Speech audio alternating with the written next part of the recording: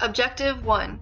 Trace the reasons that the wartime alliance between the United States and the Soviet Union unraveled.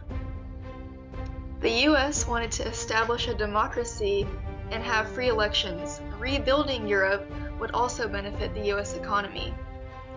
Whereas the Soviet Union was a dictatorship, with the Communist Party making all the economic, military, and political decisions. People were very limited to what they could do, and anyone who questioned Joseph Stalin would face imprisonment or even death.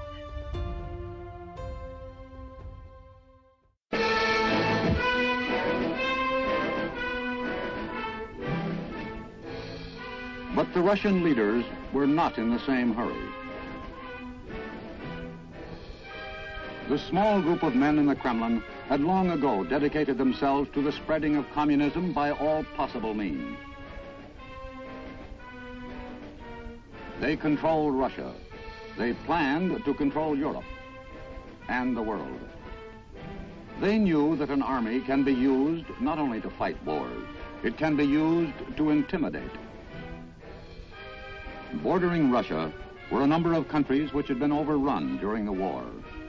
Estonia, Latvia, Lithuania, Romania, Bulgaria, Yugoslavia, Albania, Hungary, Czechoslovakia, and Poland. In meetings at Yalta and Potsdam, it had been agreed between Russia, Great Britain, and the United States that occupation of these countries should be temporary and that freely elected governments should be set up as soon as possible. The countries controlled by the Soviet Union were known as satellite states. President Truman believed that Joseph Stalin was working towards world domination, which set up a rivalry between the two superpowers. This is what we know as the Cold War. Objective 2. Explain how President Truman responded to the Soviet domination of Eastern Europe. Alongside Truman was Winston Churchill. He spoke out against the Soviet Union in his Iron Curtain speech, which referred to the map of Europe. He explained that the only solution is for the democratic countries to stand their ground. Many countries were in the fight against communism. Two countries specifically were Turkey and Greece. Congress voted to aid these countries with $400 million. In this movement, the Truman Doctrine was created to aid countries in the struggle against communism and the Soviet Union. An American diplomat named George F. Kennan created a policy called containment, which would stall the Soviet Union expansion. He knew that Stalin would not expand if it meant there would be serious risks.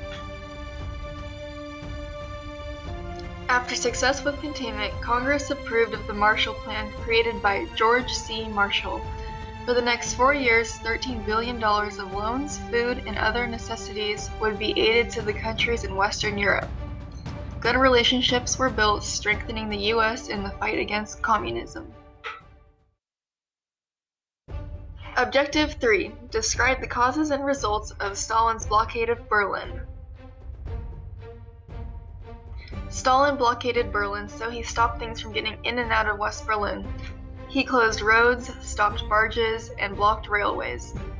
Millions of people living in West Berlin had to face serious shortage of food and vital supplies. American and British pilots flew 24/7 deliveries into the city at the rate of 1 plane per minute. Each flight carried food, fuel, and occasional candy to the population inside the blockade. This called for extremely precise air traffic control.